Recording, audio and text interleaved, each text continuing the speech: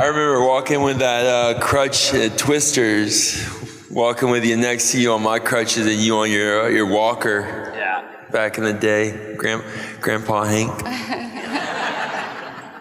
Watch it, youngster.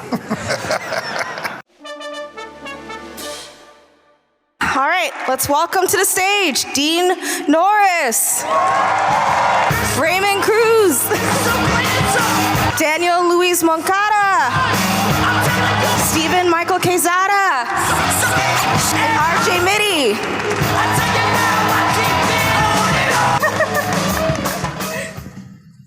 Well, how does it feel to be here with all these fans right now? Ooh. Nervous. Amazing. How do they feel being here with us? That's a good question. Yeah, there you go. The cartel and the DEA? Ooh. Scary, huh? It's the government and the criminals. Oh, two pairs of criminals. Oh, shit. Well, everybody thinks that's the truth. I was so excited to have breakfast with RJ this morning. It was quite good. I'm always excited. RJ is a good time. Yeah, and he's like the sweetest guy in the whole world. He's a big dude, but he's a big teddy bear. And he knows how to do breakfast. That's all. I do know my breakfast is. Well, you know how I feel funny right now? I mean, RJ is a sweet guy. These guys but then I'm next to Tuco. I don't know how I feel about that.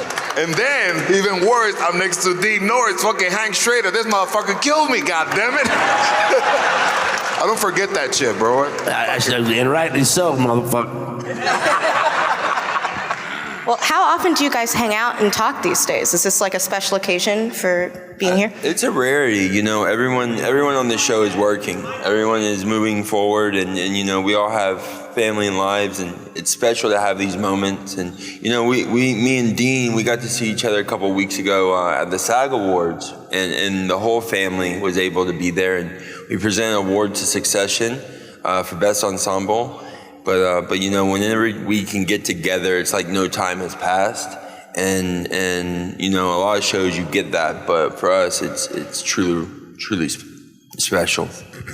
Yeah, like this con, I think for all of us, including us, is special because Dean has done cons, Raymond has done them, RJ has done it, but we have never done them together. So you guys are in a special con. This is like an iconic con. This is the first time that, what is it? 6 of us come together to do one. There's been 2, there's been 3, but not 6 together.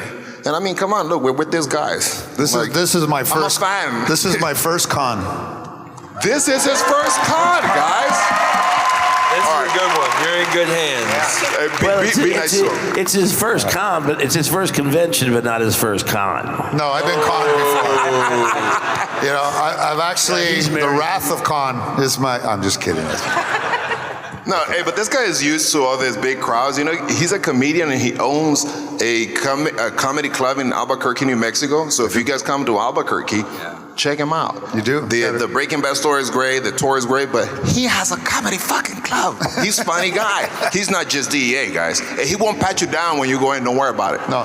So you guys can bring all your good shit. No, I stopped touching people completely. That's just my new rule. Yeah. That's not what Dean said. Yeah, well, you know. Yeah, I'll hug Dean. That's all he's getting. That's always special. That is. We're supposed to keep that on the DL, bro. Oh, I'm so sorry. Sorry, guys. You guys didn't. They're friends. They won't say anything. This is all secret. It's fine. Yeah. I know the show ended in 2013, but does it feel like it's been that long since the show ended for you guys? No, it goes by really fast. You know, and then it's perpetually on television, and you get fans reactions, and they come up to you all the time. So it has passed like really fast. And then, you know, and these guys never have gotten out of their wardrobe. Never. You know, another big thing, you know, Better Call Saul came back. And it's essentially Breaking Bad, you know, as the things go on, they did a beautiful fucking job. So it's kind of like a refresher, like a reboot kind of thing. So Breaking Bad was a long time, but Better Call Saul just ended a couple of years ago, and it was fucking great. So Dean, what do you call Better Call Saul? What's your name for Better Call Saul? He calls it Breaking Bad 2.0. Breaking Bad 2.0. Hey man, I don't care. They made me look good, but they made me look the same. But I did the same shit I did on Breaking Bad, so but it was good. To me, it was great. Yeah. I'll just tell you that a show that killed everybody doesn't die. That's what I'll say, right? What's on? Wait, Yeah, you go to Netflix. we didn't all die. You go to Netflix, and it's still like on the top 5 of the most, popular, most watched. It's a show that I don't think will ever go away. What's really amazing, actually here in DC, I don't know if it's still on exhibit or not, but a few years back, me, Dean, and a few of the other cast, Breaking Bad was inducted into the Smithsonian, and so there's a Smithsonian glass part, like a piece for television history, and it was pretty amazing to see that legacy that Vince and everyone created. There's always new fans, and we still get to keep our old ones, but we're always evolving with new fans, and the legacy that was created just echoes. Yeah, it's nice with the TV shows these days. It's like, it's like a really good book on the shelf. The next generation will continually explore it and read it, or in this case, binge it on Netflix or whatever way people do that stuff. So you get a new generation of fans every year because, once your kids go to college, take a few long hits and start watching Breaking Bad, It's a rite of passage. When was the last time you guys watched the show yourselves, or have you not watched it at all? I heard it's good. Yeah, people tell me they like it. It's on my list.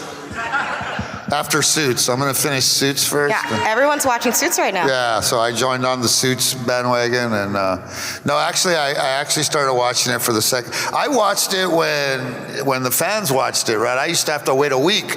I'm like, oh my God, what's going to happen? And I go, you got to wait a week. I go, oh man, I'm out of this show, man. No, it was really good. Seriously, and I tell everybody, you guys probably, if you came to our table, I tell you all the time, it's the only show I ever watched live. Live, why? Because it was awesome. Why? Because when you watch the intro and you get the 3-minute commercial, those 3 minutes help you to kind of process what the fuck just happened. You're like, what the? And you're still kind of like, I can't believe that happened. And then, oh, we're back on.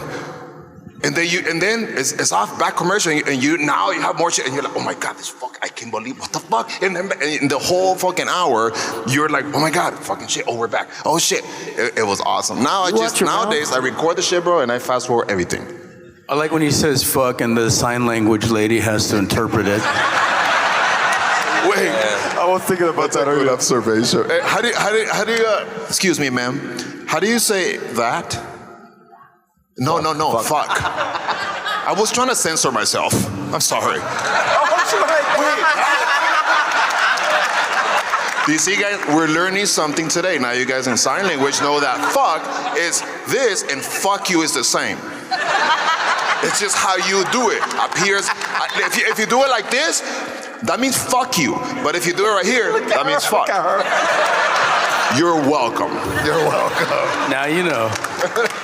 Raymond, he sees you guys. Yeah, you're like, I don't think you know what you got yourself into. No, I don't. But it's okay. That's part of the fun, right? Could you imagine another 6 of us on this?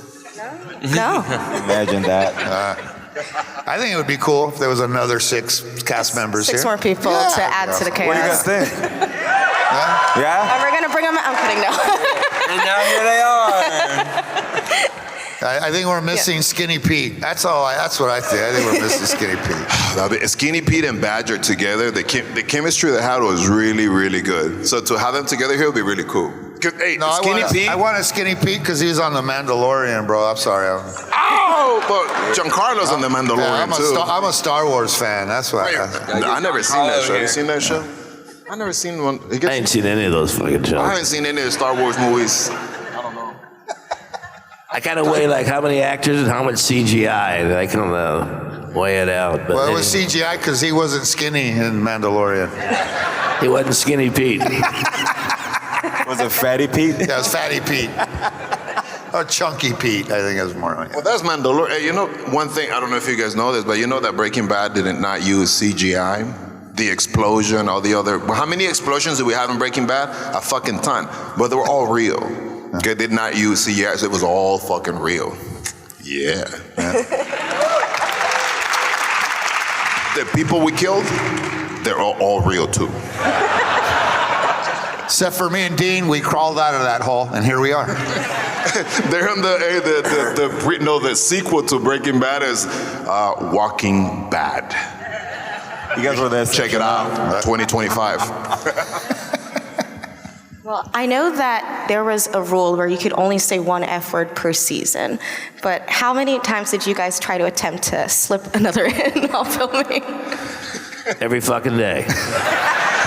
That's Dean. So yeah, we heard that, and then we got on set, and Dean used all of them in one line, and so they took away that rule like really quick. The whole season. Yeah, that rule changed really quick.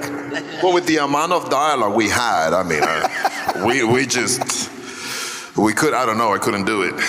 We had too much dialogue, too much shit to study. So Yeah, I never cussed.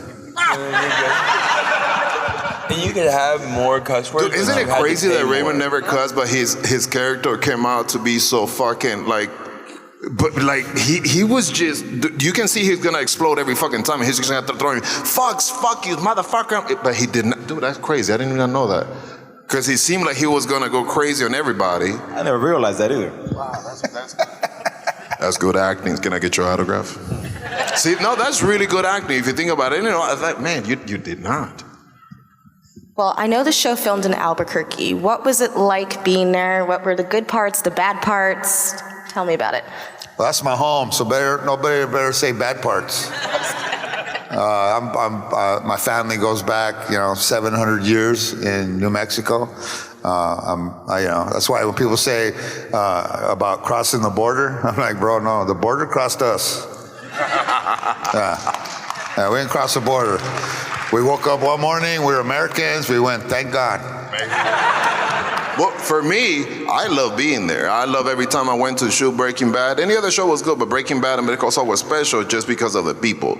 Behind the scenes, fuck man, we made good friends. So it was a really good experience for me to go there and fucking give 20, 30 hugs to everybody before I actually started working. So it was really good. And then the people, Breaking Bad became a sensation. So there's so many businesses and the people, the local people, man, they're so kind and nice. It's a beautiful thing. It's a different thing. You go to, we're from California. Yeah, people see us and they're like, hey, Breaking Bad, okay, cool. Over there in New Mexico, it's like, oh, fuck, it's different. Plus, we're somebody there. Plus the food, right, guys? The food. The food is I was gonna okay. say the green chili. If you guys ever go to New Mexico, try the green chili. You will not be disappointed. You'll thank us later. Yeah, right? For sure. New Mexico has a saying. It's called Land of Enchantment. And once you see how beautiful it is, it turns into the land of entrapment because you never want to leave. Also in New Mexico, you can try the blue meth. Very good. 99.1%. Excellent quality. It's not blue anymore, I tell you that. Oh, I forgot to tell you guys that. Another, the Breaking Bad #2, when he takes over the Heisenberg business, what's it gonna be? Flynn 3.0? Yeah. No point O's, I tell you that. They're only originals. It's gonna be serving Hey, wait. What does 3.0 mean anyway? Flynn is flinging meth. That's what it is. 3.0 is an update. So you can have a 0.5, a 0.1. Oh, so that's a good thing. Yeah, it's a great thing. Well, what can you tell me about what life was like on set? Was there a lot of jokes in between takes, lots of camaraderie, any on-set pranks? Yeah, no, like we said earlier, it really is a family. And, we had some pretty heavy content throughout the season, a little bit. And it was really amazing to have Dean and everyone and Michael with his, with his comedy, always brightening it up. And you had to have those moments. And serious moments were serious, but as soon as we were able to get off the set, we were able to snap back out of it with our dynamic, I felt like. I didn't like Albuquerque. I didn't like Breaking Bad. I didn't like the food. I loved it. I didn't like going to work because it was. I knew what it was going to be. It was really challenging. The scenes were difficult to shoot. We were always shooting like in 115-degree heat in the summertime, outside in the desert. So that made it, just dealing with the elements alone made it even more difficult. Okay, you can imagine, because you're shooting for 12 hours a day. And but it was a great experience. It was a challenge, and You know, I loved working with Dean on the episode Grilled when Dean ends up shooting me in the head, and I asked for that. I begged for it. Did you guys take anything from set? Obviously. The suits, anything that wasn't nailed down. I have the grill that I wore on the show. I have that. I have the grill in a plastic thing that he wore on the show. I got the axe that these fuckers tried to kill me with. See, and now we come with the axe, so we go sleep in his house. He adopted us after the show. We have axe, we have suits, and we have the boots. And ourselves, we came with the other shit too. We're like And the extra minerals. prop. I took my crutches. Yeah, I have my crutches. Yeah, they looked at me and the prop master was like, "Here." I was like, "Don't." They're like, "Don't tell anyone." And I took them and I'm gonna tell things, bro. Yeah, no. Well, I mean, everybody knows this. They're recording. It's like guilty to proven innocent. Yeah, they always patted me down, so I didn't steal nothing. They knew he was a New Mexican. There you go, and there it is. Well, Okay, wait, hold on. Is this job really that hard that they have to switch?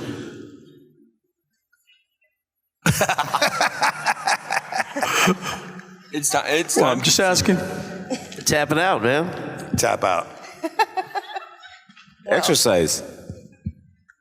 well, I know there was already one Breaking Bad spinoff. Had there been talks about another one at all? And there's a movie, the El Camino. So, yeah.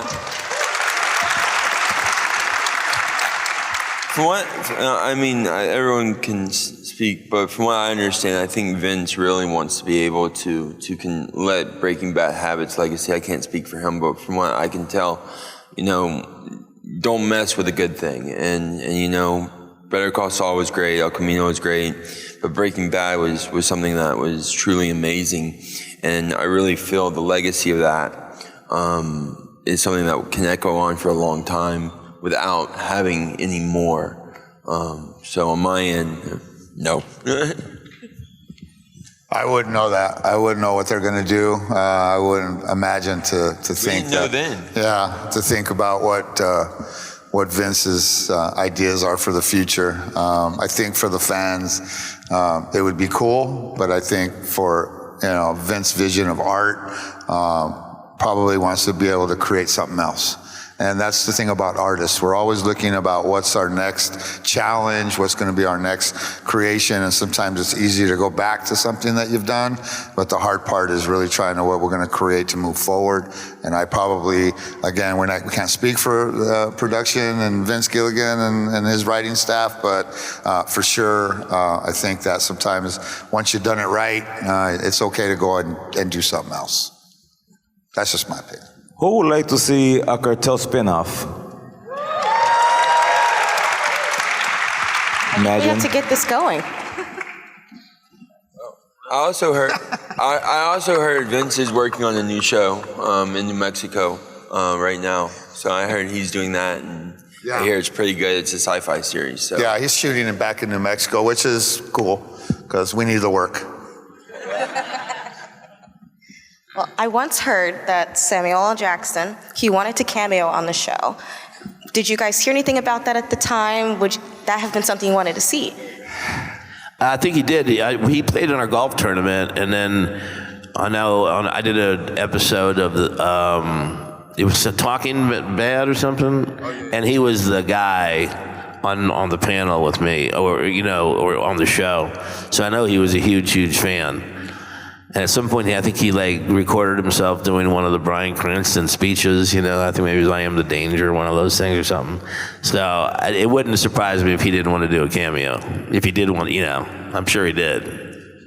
He walk on set, say "motherfucker" and walk off. And I think Vince probably classic. wasn't into the stunt casting element, because he didn't need it and whatever. So. I'm sure everyone wanted to appear on Breaking Bad once the show became really popular.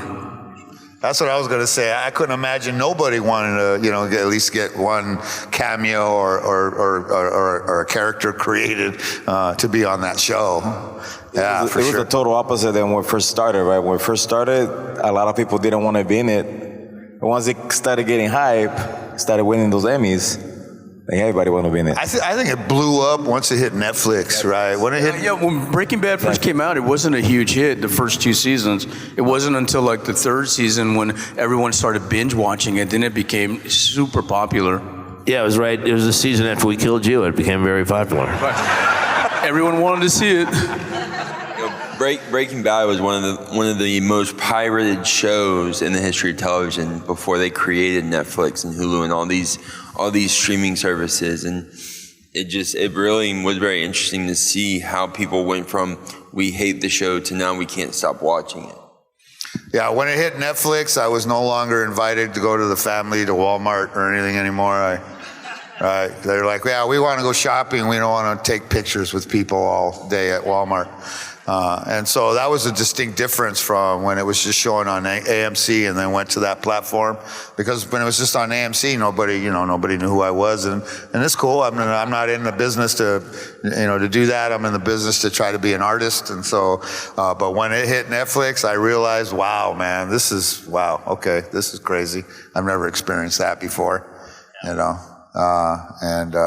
So yeah, I guess sometimes we have our own opinion on these streaming apps and this new type of business to show media, but it actually it really turned this show into something. So our opinion is I think it costs too much, but it's a good thing.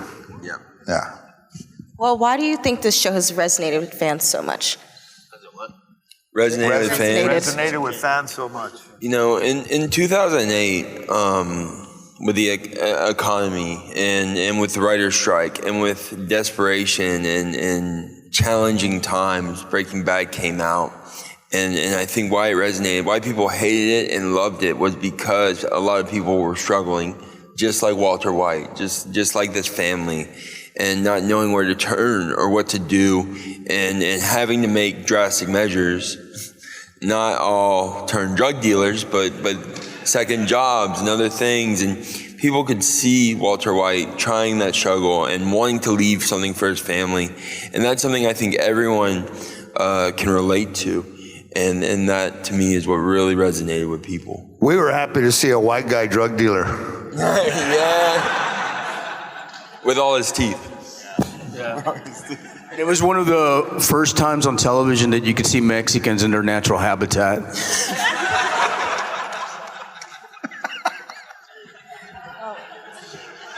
And a show that actually had a Mexican as a good guy throughout the whole series was also kind of historic. Who was that? I don't know who he is. Yeah, I don't know who he is. Tuco, I think, was the good guy. Yeah. Because it was honest, and you felt bad for the guy. I love my grandmother. And your tío. And my tío. God bless him. Well, on that note, why don't we open this up to fans? We have some questioners, people lined up. Oh, there's a line? Yeah. Oh, wow. Hey guys, We good thought morning. they were just trying to get in. I know. I was like, dude, you're already in, man. Okay. Yeah, awesome. Well, I want to thank you guys, first of all, for coming here and taking the time to hang out with the fans. It's really cool of you. Thank you. So my question is, if you guys could maybe rewrite your deaths, how would you do it? Although Agent Schrader's death is pretty epic, but... Yeah, I wouldn't rewrite a fucking period or comma on that death. I like my death. I loved it. We did too. I like mine, but come on, of course, who wouldn't want to write a little more, right? Yeah. I'll be like, yeah, I'll write myself into like 2 more seasons. But when we ask Vince to do it, what was that? 6 scenes later, still writing yourself in. And another whole six seasons, the 20th season of Breaking Bad. Nah, I would have fucked it up like many other shows. But when I told them I wanted to, I just fucking around said, hey, Vince, can I stay another season? I don't want to die, because, I knew I was going to die on that episode. But I asked him, and he said, Louis, we can't keep you a whole nother season. I said, but why not? He said, dude, every time you come on the show, somebody dies. So if I keep you for a whole nother season, we're not gonna have a fucking show because you're gonna kill everybody. So then I said, you should kill me. And he did. But he made it look good. I don't think they really showed my death, so I was good with it, you know. I mean, we were shooting it out at the end, and then when we came back to the next episode, I was just laying there with, you know, with bullet holes in my chest. And I think the sad part is I just thought it was Gacho to throw us in a hole. That's all. I was very happy with my death. Very happy. Good one. That was a good one. Thanks, I'm guys. alive. There's the sequel. Hey, I also wanted to second that we really appreciate you coming here. It's cool to see like a whole group from an iconic show together. I think that's really awesome, right? Like you said, instead of just like one or two people. I had a question about kind of working with Vince and his writing style. Was there ever something that came up that with his writing that really surprised you? And it doesn't necessarily have to be like a plot twist, but it could also be like something kind of like more mechanical or behind the scenes that you as an actor were just kind of impressed by? Thanks.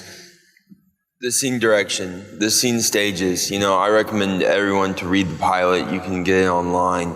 You know, what you saw, what we saw on these pages, before it was even written, you can see how it was done, and it was to a T. It was everything that we got. We knew that this was the right decision for what we were doing, and you know, there's nothing we would have changed. And again, I recommend to everyone, if you like to read the pilot, read the scripts.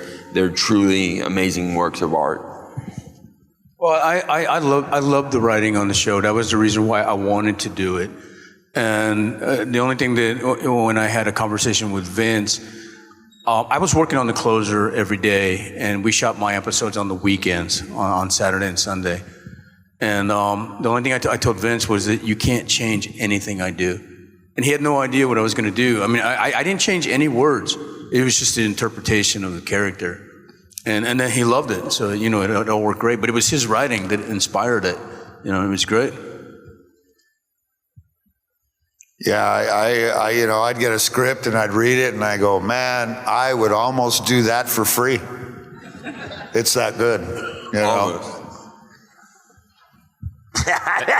No, it was fantastic. I was going to say a joke, but it was. Go for it. It was. Yeah, and like I said, it's a show that you'll notice has a lot of you know, silence in it, and that was really something that was kind of new for TV, because you're constantly talking. You know, this show had a lot of long scenes where nothing was said, but all that was going on was actually written out in the script. You know, there's very, very little improv in that at all. Usually on network shows, you get like every day you get new pages coming in. But on this show, the script came out and it literally never changed except for maybe a legal name or two or something like that. Vince gave me my final line 2 years before we actually filmed it, you know? So it was a very, very well thought out process of writing, so. I can't say anything to that because we had no lines. No, I'm just playing. Everything we did was already on. It was on the script, so I second everything they said. Thank you. And great panel. Loved it. Thank you. Thank you. Hi. I think this is for anybody, but RJ or anybody can say it. Answer. My question, I guess, is for people with IDDs. What advice can you give them for when they're overthinking or just very stressed at the moment? I find when you feel overwhelmed and you're stressed and frazzled, I think is the best way to put it. When you have that moment, I find stepping back and you know, everyone's like, take a deep breath. But when someone else says it, it frazzles you more. But you have to say it to yourself, and you have to take that moment and step back and take that deep breath and process what's happening to you before stepping into it. And I think if you can find that moment for yourself, you know, everyone can be like, calm down, whatever it is. But if you find it for yourself and you memorize that feeling of taking that moment, and as you build that strength of that emotion, being able to step back, harness it, and then act, you will find that you can control that anxiety and that frazzle, and that will enable you to be able to think methodically and be like, this is what I need to say. You know, with cerebral palsy, my body doesn't, I am speaking, not my brain. So I am physically doing it. And so that's something that I learned a long time ago. It's when I'm exhausted or when I'm frazzled or when I'm not getting my line right or whatever it may be, taking that moment, stepping back, having some water, having something, whatever it is, the breath, and then implementing it really helps when you're trying to achieve something. He got everything. I was going to say that. I was going to get that, but I said the same thing. The main thing is to pause, think, reset, and whatever it is you're doing, if you must, restart and keep moving forward. Or you can do a line of meth and you'll feel way better. Crack it with a knife. I actually have a little doll of a Tuco, and I just beat the shit out of it. Thank you. Thank you. So this is one mostly for the Salamancas. I've kind of always wondered what a scene would be like if all the Salamancas were together in like either show, like Tuco and the cousins and Lalo and Hector all together. Did you guys ever have any ideas with Vince about a possible scene like that? They could never do that because your brain would explode. Well, the only places that it could have happened was, well, not in Breaking Bad, but I think that could, if we could, right? We say, when we met Gus for the first time at the chicken place, when we had that meeting with Tio Hector, Juan Bolsa, us and Gus, there, or when he was at the hospital. All the Salamancas came to see him when Nacho that Peele and put him in the hospital. Maybe Tuco came and Lalo came and all the fucking cartel came to see him at the hospital. That's the only way. And then we killed everybody. The local police will never allow that many Mexicans in one set. All right, thank you. I'll see you in Albuquerque. I think they're passing that in Congress right now. Hey, what's up, guys? Hey, what's up? My question is, was there, for anyone, was there like a particular guest star you really like working with, and any Bryan stories? Cranston, he was a great guest star. It just had a few, maybe one episode, a few episodes, Nobody, you didn't like. Hey, I'm waiting for the serious regulars to say, yeah, that guy Lewis, he was all right to work with. Well, Dean, thank you. Well, you know that. He's all right. I don't really feel like we had guest stars. When someone stepped onto the set, it was immediate love for They were just day players at that point. They weren't really guest stars. No. I think, I don't want to change the question, but I'll tell you, for me, my favorite person to work with on the show, I know that Mark Margolis. I love working with that guy. He was such a, rest in peace, Mark, but he was a gentleman. He was a gangster, don't get me wrong. He's an old school actor, theater background, and he will say it like it is. Whatever you guys see on TV, he was Tio Hector. He was somewhat like that in real life. He would kick your ass. And he would let you know if he liked you. No, I don't like you. You're full of shit. Fuck you. And he would just say like that. He wouldn't break. He would fuck you. Yeah, Mark Margolis was great. Yeah, he was awesome. God rest his soul. All right, thanks, guys. Absolutely. Hi. So, Dean, your character Hank was one of the least likable characters in the first season. And then by the end, hold on. He shot me. I can't say. Wait for it. By the end of the show, though, your death was one of the most moving things that happened on a show that had a lot of really moving, devastating parts. So you went through this huge transformation. So I just kind of wanted to see what you thought about watching that character grow. There's also been a lot written about how the writer's strike has kind of contributed to that and to other characters changing. So I just kind of wanted to hear your thoughts. Yeah, well, it was true. I kind of actually thought by the third season, I started getting the scripts. I'm like, do I need to re-audition for this? Because it was a completely, new type stuff. And, Vince had told me he'd just, gotten to know me a little bit and thought we can go in these, a little deeper direction. It's like when I was on Better Call Saul, I was happy to play the old Hank. Yeah. You know what I'm saying? But I was basically hated by most drug dealers, so There you go. What are you saying? Gentlemen, It's her. It's her. Hey, Dean, listen. All that shit you're smelling out there, this lady right here. Right there. Hit the sniper there, over there. right Go ahead. Take the shot. Take the shot. I'll hit you up later.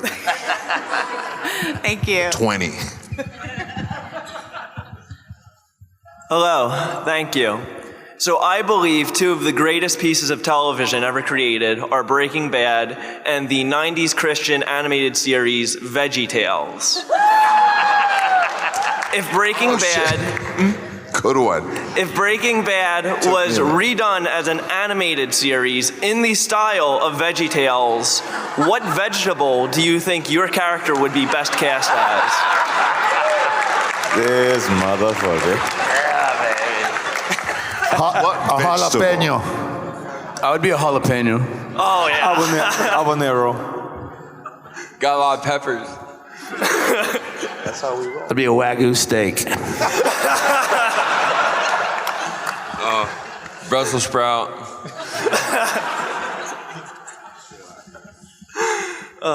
Thank you guys for your time. Thank you. All right, so basically, you were slaughtered, Hank, obviously. But do you think if you didn't die, do you think if the show would be better? Like, what do you think would happen if you didn't die? The show would be better. It would. I think that, look, I think that show was crafted perfectly, and I think he died at the right time. It was, I just thought it was written so well, and they really wanted to definitively end the show, which they did, and I think, I wouldn't have moved any pieces of that thing, to be honest with you. I loved it just the way it was played out, Otherwise, we'd still be chasing you guys, They could only keep him from figuring it out for so long.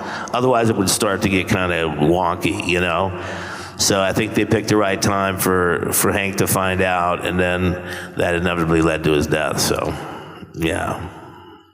Thank you, A-Sack Schrader. All right, man.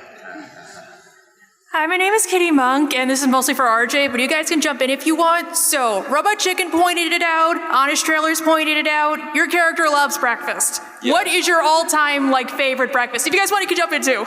Yeah, no, I'm bacon eggs, hash browns. I'm a simple man. I like a good over easy. What about y'all? What breakfast food y'all eat? Huevos rancheros with red and green chili. Yeah, Christmas. Yeah. Yes.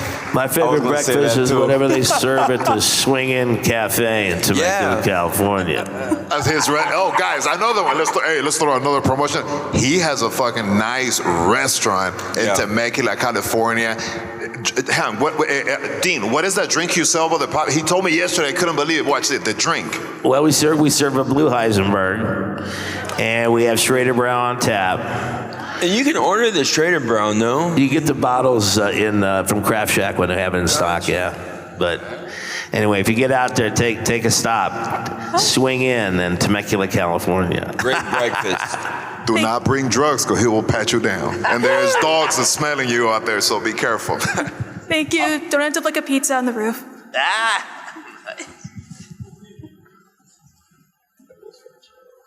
Thank you guys for coming. First of all, Breaking Bad was one of the most iconic shows ever made. Hank, I actually liked your character. Hey, you're one of the few. That's because you have taste. Shout out to Vince too. He's from my hometown, Richmond, Virginia. But my question was, what percentage of you guys' character or characteristics are actually in you guys? For it?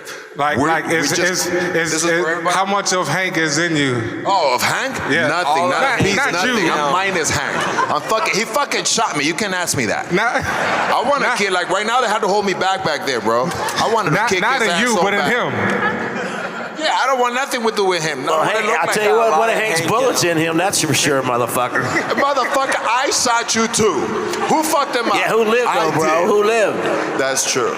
Like Tuco, how much of Tuco are you on a regular day? Ah, that's a good one. 100%. I like that craziness. No, I'm nothing like the character. What a liar, mother.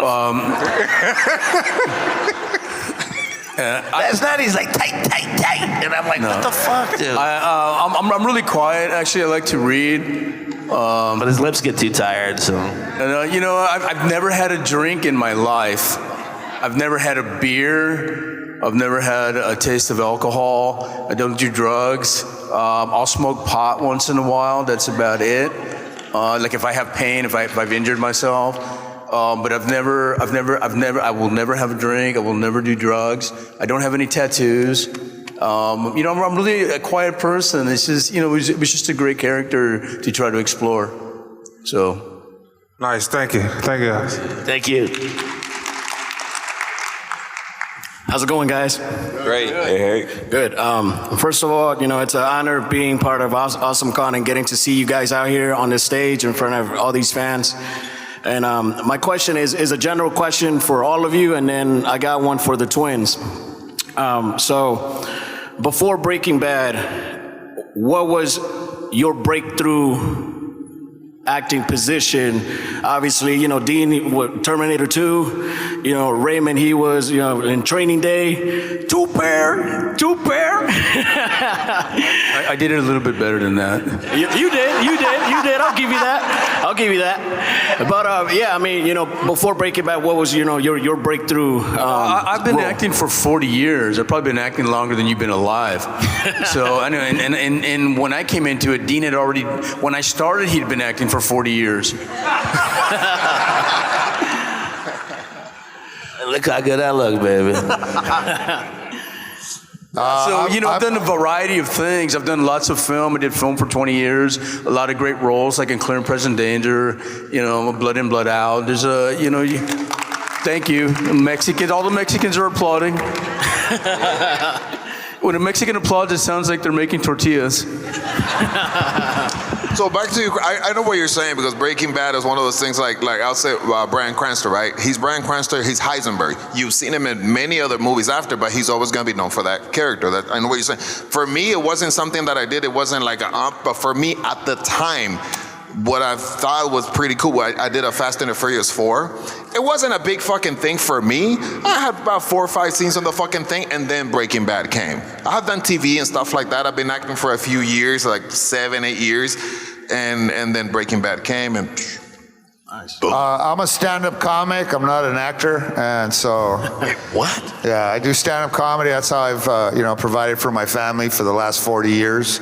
I was doing stand-up. I did theater back in the day, but I wasn't a film and television actor, and that's a different skill set. And so, for me to be a part of something and learn and work with, Dean Norris is one of the baddest motherfuckers, and I haven't even used that word today, but he's one of the baddest motherfuckers in the acting business, and so I got to learn from somebody who's been doing it for 40 years, and then I got to watch all the other actors that were on Breaking Bad that were just as talented and just as brilliant, and that's the brilliance of the show, and as a comedian to be a part of that, that's the biggest blessing anybody could have, that's for sure. You guys are probably gonna hate me, but Breaking Bad was my first acting gig ever. Wow. I did okay, right? You killed it. No, Breaking Bad was actually my first speaking role I ever had. I was on like Hannah Montana and Everybody Hates Chris, but in about 14 other shows and movies as an extra. And then Breaking Bad came into my life and really changed the game for not just all of us, but for television itself. And I feel very special to have the show in my life that still echoes today, and it really opened all the doors. I actually did a lot of work here in DC for many years from Breaking Bad, being able to, this is how you get the senators. They love the show. And I would go and introduce myself and be like, by the way, here's my people, come in, let's talk about the law. And so it really opened that door for all of us in different directions. All right, we have time for one more question. Thank you, guys. Thank you. Thank you. I'm so happy I got to make it up here. Thank you for creating something that is so special to me, and I think will be for the rest of my life. So my question is, how do you feel Breaking Bad impacted you as a person? I'm not talking about success and money and fame. As a human being, how do you think you changed over the time filming the show? Not at all. And I didn't get any of that. What'd you say? Fame and money and stuff? Wow. Yeah, Okay. wait, where was Wait that? a minute. I need to renegotiate my contract. I think it gave us insight. It gave us different understandings, and the quality of the scripts and the quality of the work really raised the bar, I feel, for me when carrying it over to all my other works. Because I strive when I work on film and different projects to have that quality that Vince created in everything that I do, and I think for having that insight, everyone's had that one job where it's like, man, I love this job, and sometimes it lasts forever, and sometimes it's short-lived. But understanding that bar, setting that bar, and you can't always meet it all the time. But for me, I carry that want, that strive for that excellence, and so. Yeah. Made me depressed. Yeah, that's valid. Seriously. It's kind of depressing. Yeah, especially by the last 2 seasons. It was like dragging through, but Yeah, you had to face your own mortality as a Yeah, human. exactly. Yeah. So it really did. So I was, from a personal level, I was glad to be done with it. I remember walking with that crutch at Twisters, walking with you next to you on my crutches and you on your walker. Yeah. Back in the day, Grandpa Hank. Watch it, youngster. Thank you guys so much. Really great panel. Thank you. All right, well, that's it. Thanks, guys, for coming this morning, and thank you to the cast of Breaking Bad. If y'all have any questions, come by the booth.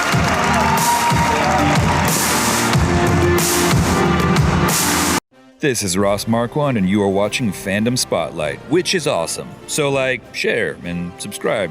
Oh, and have fun and follow your fandom.